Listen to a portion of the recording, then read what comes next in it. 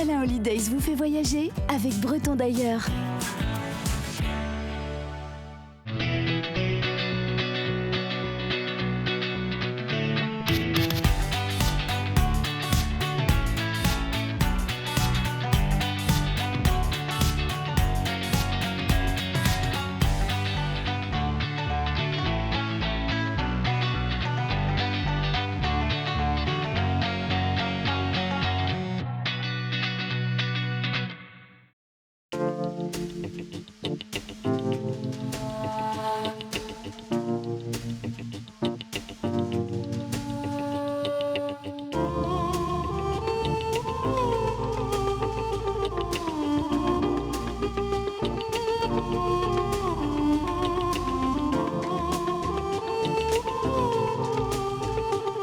Hello, bonjour, ravi de vous retrouver. On se trouve à Macao, empire du jeu et des casinos comme on le sait.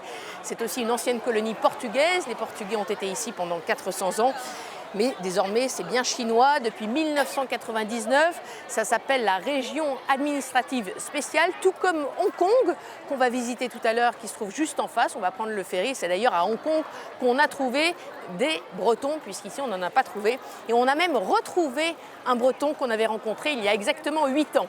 En 2011, on va voir comme ça ce qu'il est devenu. Il s'appelle Morgan. Allez, mais avant de retrouver Hong Kong et les Bretons, je vous propose une petite visite de Macao. Et on commence par l'église juste derrière moi. C'est parti. L'église Saint-Paul, ou plutôt ce qu'il en reste. Car cette église jésuite du XVIIe siècle fut entièrement saccagée par un incendie en 1835, qui ne lui a laissé que cet escalier et cette façade, devenus un symbole de Macao.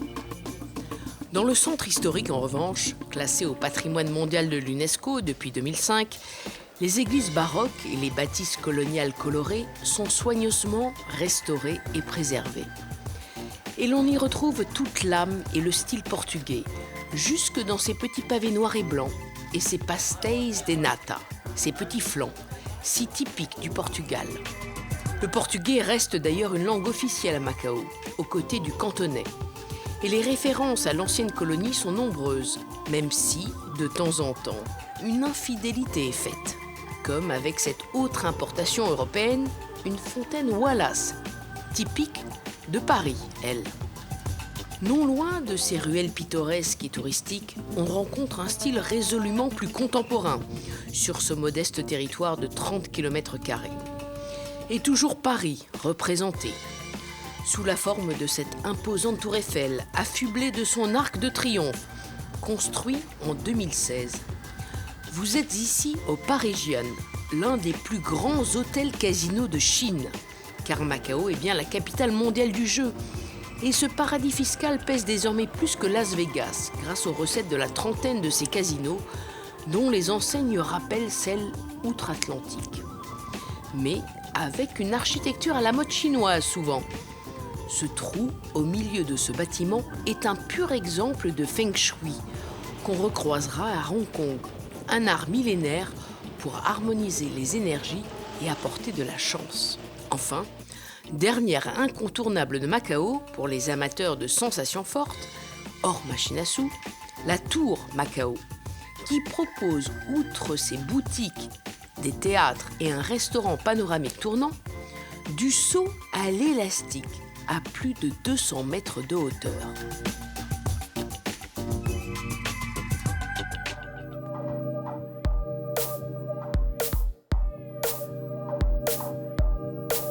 Après Macao, voici Hong Kong, l'un des plus grands ports de commerce du monde, largement construit sur la mer aujourd'hui, via des polders. Un territoire de près de 1200 km² et peuplé de 7 500 000 habitants. À découvrir, si possible, en bateau, à bord d'un ferry ou d'un sampang, un bateau de pêche traditionnel, reconverti en embarcation touristique, que l'on croise en nombre dans le très écossais port d'Aberdeen. Car ce sont les Écossais, les vrais fondateurs de l'ex-colonie britannique. Eux qui ont fait prospérer ce port au parfum, cédé en 3 fois aux Britanniques pour un bail de 99 ans. Après leur victoire dans les guerres de l'opium du 19e siècle. C'est naturellement sur l'eau, sur un voilier, que nous retrouvons notre premier Breton, Morgan, Presque un habitué, si l'on peut dire, de Breton d'ailleurs. C'est toujours super en fait. Il n'est pas trop chaud. On sent la crise, ça c'est sûr. Mais on se sent mieux d'être ici que d'être en Europe. J'avais complètement oublié ça. Bon, tu sais que tu es notre premier Breton qu'on retrouve quelques années après, donc on pourrait presque sortir une rubrique « Que sont-ils devenus ?» Tu serais le premier, en tout cas. On t'a quitté il y a 8 ans, tu étais dans une banque, tu travaillais dans une banque espagnole, une banque d'affaires, tu étais en train de monter ta société d'import de produits de la mer. On revient 8 ans après, où en es-tu justement ? Depuis, en effet, j'ai quitté la banque espagnole, BBVA. J'avais monté ma société, ça faisait déjà 2 ans qu'on s'est rencontrés. Là, ça va faire 10 ans aujourd'hui. On a eu de la chance et on a beaucoup travaillé, mais la société a bien grossi. Ça m'a permis de faire ma vie ici avec cette société et d'être à mon propre compte, on va dire. Donc à l'époque ça commençait et maintenant ça marche donc. Exactement, oui. On a commencé avec, comme je disais, les huîtres de Pratarkoum du Finistère, et après on a étendu sur les poissons de criée du Guilvenec et de l'Orient. Et on fait venir ça par avion 3 fois par semaine pour les chefs gastronomiques, pour les restaurants gastronomiques et les hôtels ici. Et donc maintenant ça commence à bien marcher, on s'étend bien un petit peu, on a une dizaine de salariés et c'est une belle affaire. Et puis en plus de ça, tu as monté une autre affaire. Tout à fait. Alors on a monté avec le même associé, on a monté un restaurant latino qui n'a rien à voir avec la Bretagne, mais on s'est dit pourquoi pas. Et ça fait 3 ans maintenant qu'on a monté ce restaurant. C'est pas toujours facile parce que c'est un marché avec des loyers qui sont très élevés. Mais bon, c'est une nouvelle expérience et c'est vrai que c'est toujours intéressant. Latino, pourquoi latino ?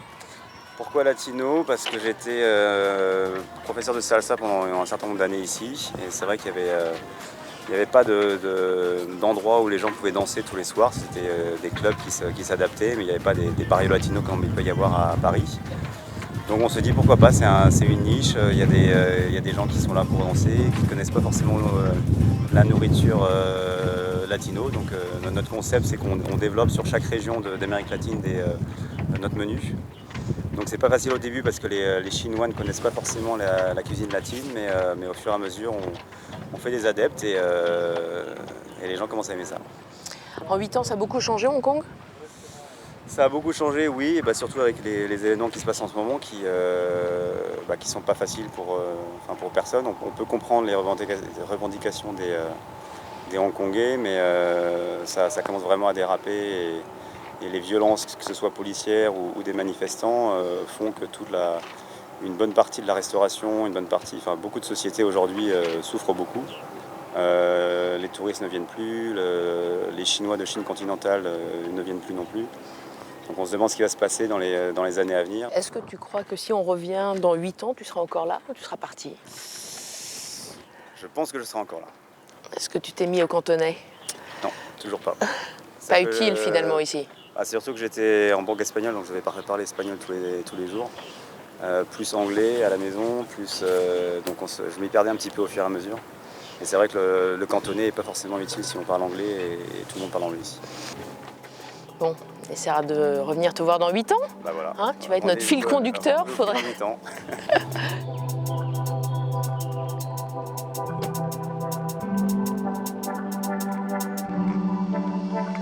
Situé à l'embouchure de la rivière des Perles, Hong Kong se compose de 3 zones.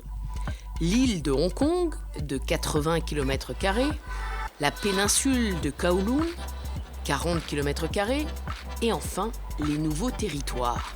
La partie la plus vaste, 700 km², et la plus récente. L'expansion continue des HLM qui la recouvrent ne cesse de grignoter tous les ans la végétation environnante, encore certes abondante, mais en baisse. Une végétation qui ne représente plus que 40% du territoire, contre 70% il y a encore 10 ans. C'est ici que se compte la plupart des 40 plages et de la vingtaine de parcs naturels de Hong Kong, et de sa constellation de 260 îles. La plus vaste de ces îles est celle-ci, l'île de Lantau, connue pour ses paysages vallonnés et son téléphérique à plancher de verre, que l'on prend pour visiter ce grand Bouddha, construit dans les années 80. Haut de 34 mètres, il est le plus grand Bouddha du monde, niché à 500 mètres d'altitude, au cœur de la forêt. C'est également à quelques 500 mètres de hauteur que culmine le pic Victoria, la montagne la plus haute de l'île de Hong Kong cette fois, à rejoindre en funiculaire. Elle abritait un quartier exclusivement réservé aux Européens jusqu'au début du XXe siècle, les Chinois y étant interdits en raison de lois racistes. Il faut dire que ce quartier prisé offre à la fois fraîcheur et une vue époustouflante sur la skyline de Hong Kong et de Kowloon. Kowloon est la zone la plus petite, mais la plus dense et la plus peuplée, la plus grouillante et la plus électrique ces derniers mois. C'est ici que se sont déroulées les manifestations pro-démocratie des parapluies, en 2014 et en 2019. Depuis juin 2019, cette révolution des parapluies, emmenée par la jeunesse contre une loi d'extradition controversée, retirée depuis, s'est transformée en mouvement contestataire de fond, contre le régime, contre la mainmise chinoise et la baisse du niveau de vie. C'est au cœur d'une de ces manifestations que nous avons rencontré notre consoeur, Florence de Changy, une Carantécoise d'adoption. À partir du 9 juin, qui était la première grande manifestation avec 1 million de personnes dans la rue, ça s'est immédiatement suivi par des manifestations autour du Parlement. Le 12 juin, il y a eu la première chose très violente, qui était le début de la haine du combat contre la police, disons. Ensuite, on est arrivé au 15 juin, annulation de la suspension. 16 juin, preuve que ça ne satisfaisait pas les Hongkongais, 2 millions de personnes dans la rue. Et depuis, la situation ne fait que s'enliser. On voit la situation dégénérer de jour en jour et on voit une société extraordinairement civile, sophistiquée. C'est des gens qui travaillent très dur, c'est des gens qui sont courageux, qui vivent dans des conditions difficiles, qui justement ne se sont jamais plaints. Et maintenant, on est vraiment en train de passer à un nouveau Hong Kong. Jamais il y a eu de graffiti à Hong Kong. C'est d'ailleurs très grave. Je crois que c'est passible de 10 ans de prison, un graffiti. Aujourd'hui, il n'y a pas une rue ou un trottoir, et encore, ils nettoient systématiquement, qui ne soit pas couvert de graffiti. Donc Hong Kong est vraiment en train de se métamorphoser, en fait. Une métamorphose et une radicalisation qui oblige Florence et ses confrères à lourdement s'équiper à présent. Il se trouve que le gilet, il est fourni par la Hong Kong Journalist Association, qui est le syndicat des journalistes ici, qui dès le mois de juin, quand ils ont vu que ça commençait à être sérieux, ont suggéré à tous les journalistes de s'équiper. Ce masque à gaz, par contre, c'est mon collègue, mon confrère du Monde qui me l'a laissé. Parce que j'avoue qu'au début, moi, je prenais un peu les choses à la légère. Et j'avais des petits masques à gaz avec une petite cartouche. Mais c'est vrai que quand on se prend des gaz lacrymogènes pendant un certain temps, il vaut beaucoup mieux avoir un bon équipement. Je ne suis pas habillée en tenue de manif, mais j'ai quand même pris mes affaires, j'ai quand même mon enregistreur dans mon sac.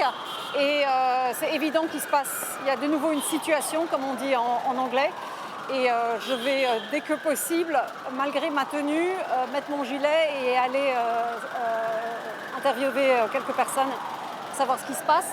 They make the same, they associate the anti-China and the anti-communist, right? Yeah, but I don't know. I'm really confused.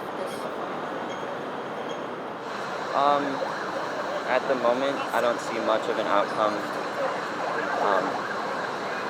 Right now, what's happening with the protests at the moment.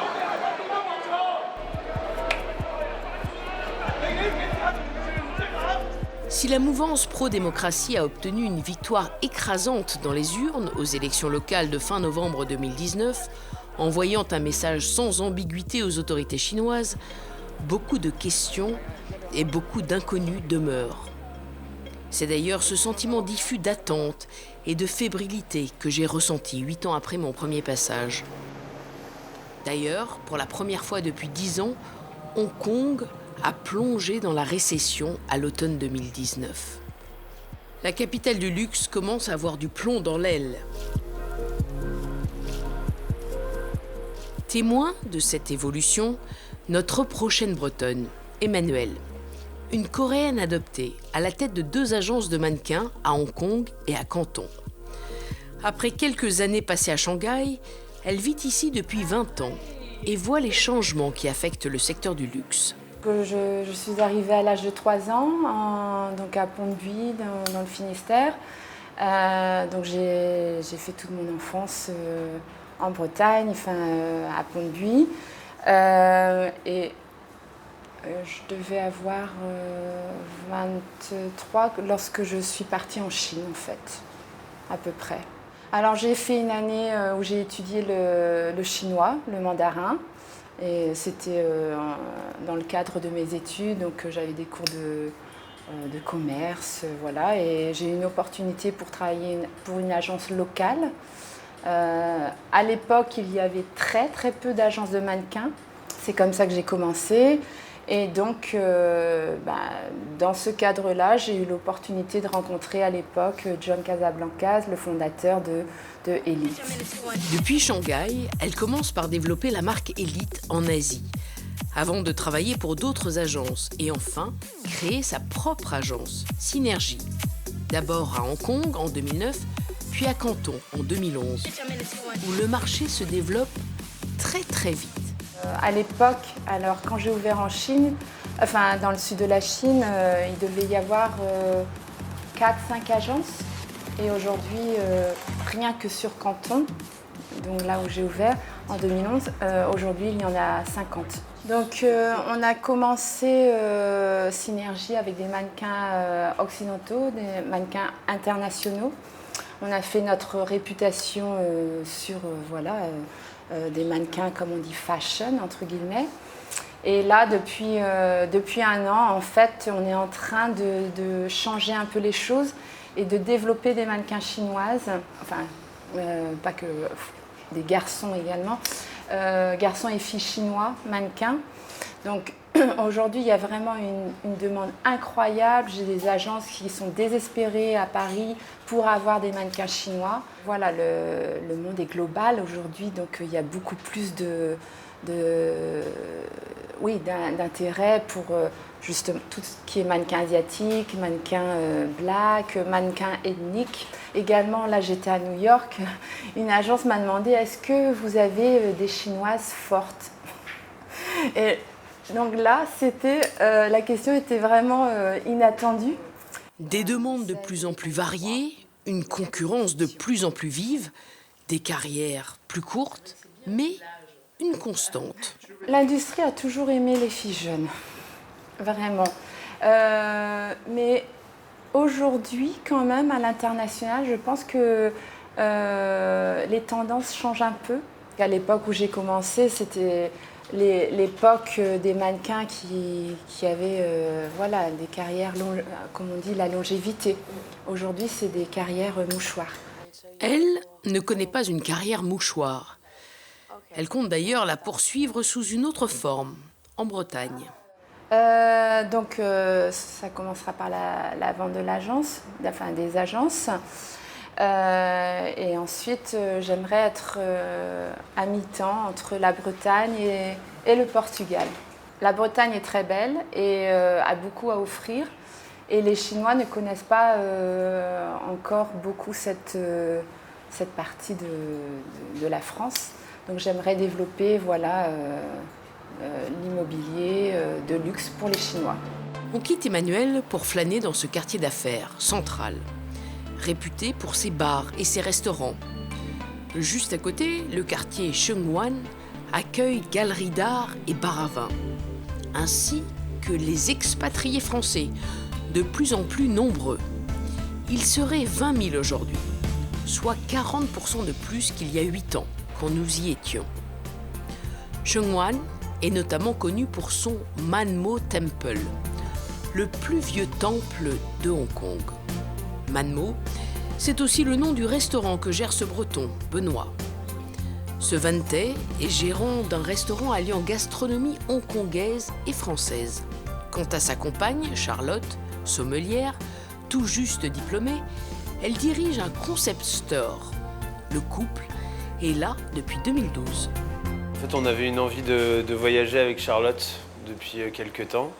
Et j'ai eu un appel d'un copain, un peu par hasard, sans qu'il soit au courant de nos envies, avec qui j'étais étudiant, enfin en coloc quand j'étais étudiant à Paris, et qui m'a dit « Écoute Ben, j'ai un copain qui a ouvert un bar à vin, qui n'est pas du métier, qui est un peu perdu et ça marche un peu bien. Il cherche quelqu'un, mais il voudrait quelqu'un de confiance. Voilà, mais si ça t'intéresse, réponds-moi. » Et en fait, ça s'est fait hyper vite. Je suis venu passer une grosse semaine à Hong Kong sans Charlotte pour rencontrer ce fameux Sam qui avait ouvert son bar à vin. Et on s'est plutôt bien entendu. Et en fait, on a décidé de faire l'aventure directement. Et donc, on est parti en 4 mois. On est arrivé à Hong Kong. Ben a travaillé tout de suite. Moi, je me suis pris 1 an. Un peu moins, où j'ai réfléchi un petit peu à ce que je pouvais faire avec mon diplôme. C'est le marché du vin à Hong Kong est super, il n'y a pas de taxe sur tout ça. L'art de vivre à la française est en plus énormément apprécié, il y a énormément de restaurants français, etc. Et puis après, j'ai trouvé ici, le lieu venait tout juste d'ouvrir. Les choses ont changé plutôt dans le bon sens, parce que nous, quand on est arrivé il y a 7 ans ici, déjà, la communauté française était moins importante.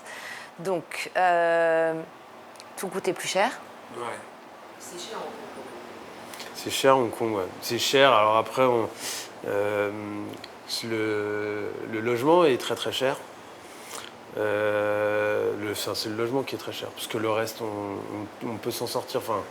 Donc, pas forcément beaucoup plus cher, mais après on a un logement qui coûte très très très cher. En revanche, on a aussi des salaires équivalents, des salaires qui vont avec le prix du loyer. Donc, est-ce qu'on gagne mieux ou moins bien notre vie qu'on gagnerait en France? Je sais pas. Pas de projet immédiat de retour définitif en Bretagne, mais des incursions en attendant. On essaye d'y retourner au moins une fois par an, ouais, au minimum. On a acheté une maison il y a 2 ans, hein, à Vannes, qui est quand même notre ville. Hein, c'est là où on s'est rencontrés et c'est là où j'ai grandi, enfin Charlotte aussi d'ailleurs.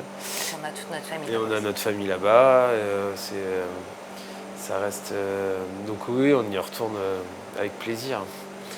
C'est important le retour aux sources. C'est la plus belle région.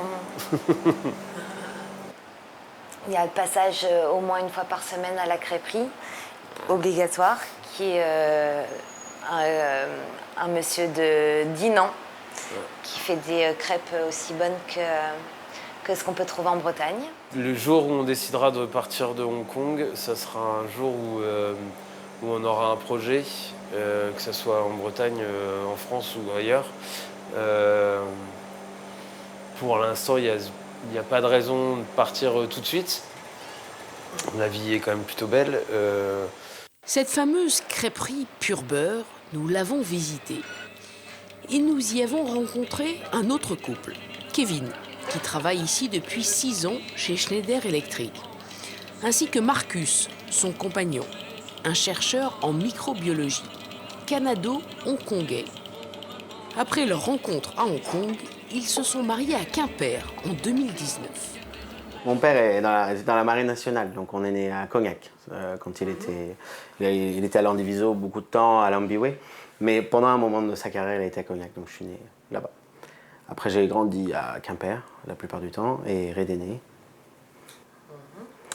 Et donc j'ai commencé à travailler pour Schneider Electric à Grenoble.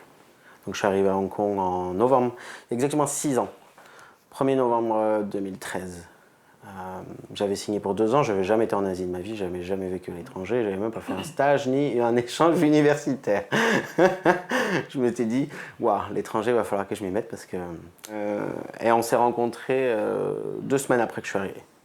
La demande en mariage au Japon, on s'est mariés pour notre union civile à Vancouver, avec sa famille. Et on a fait la fête en Bretagne quelques mois après, en avril 2019, à l'Aniron à Quimper. Depuis, ce Quimpérois s'est bien adapté à sa nouvelle vie à Hong Kong. Quand on grandit en Bretagne, on grandit forcément à la campagne. On a toujours besoin d'une voiture pour se déplacer.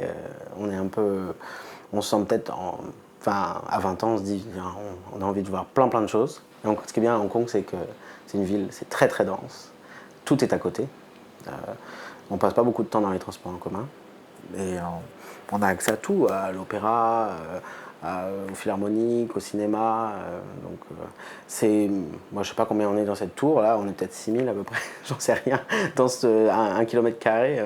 Et les transports sont absolument géniaux. Et Hong Kong, à ce côté, donc il y a le côté ville et il y a le côté nature. Donc on peut prendre le taxi. Le taxi roule pendant 30 minutes et là on est à la plage, on est sur une île, un village, il n'y a rien et c'est parfait. Il faut dire qu'il trouve des avantages à son contrat local qui lui donne pas mal de temps pour visiter. Comme beaucoup, tous les gens qui ont mon âge, c'est fini les expats, ça n'existe plus. Donc les gens qui ont à peu près mon âge, c'est contrat local. Retraite, sécurité sociale, c'est fini.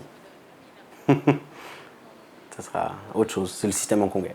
On a beaucoup de jours fériés, plus de 17 jours les meilleures années, parce qu'on cumule les jours fériés chinois et les jours fériés anglais. Ici, c'est assez flexible le télétravail. Ça peut être tous les jours ou jamais, c'est comme on veut. Donc il y a des semaines, on vient 2 fois au bureau, puis il y a des semaines on travaille 3 jours à la maison, c'est flexible. C'est qu'en France, c'est quelque chose que les RH demandent, mais ici, non. Moi qui ai vécu en Chine également pendant quelques mois, pendant 10 mois, la comparaison entre Hong Kong et la Chine est absolument incroyable. C'est vraiment...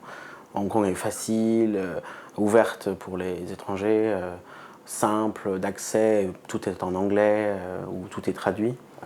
La Chine, tout d'un coup, c'est un autre monde. À 50 km d'ici, c'est un autre monde encore. Non, c'est complètement différent. Plus compliqué. Beaucoup plus compliqué. Et c'est pour ça qu'on a 20 000 Français à Hong Kong et 700 à Shenzhen, de l'autre côté de la frontière.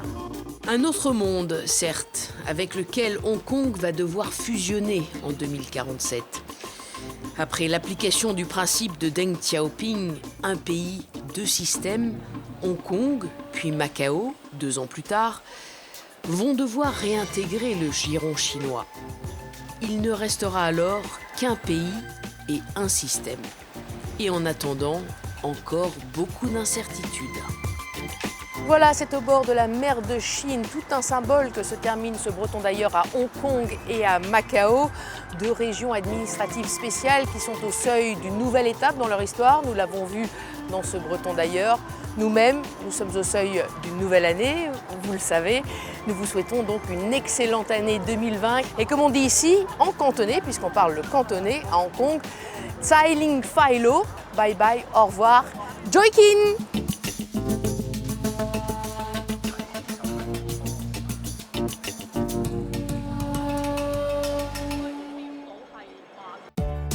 Salin Holidays vous a fait voyager avec Breton d'ailleurs.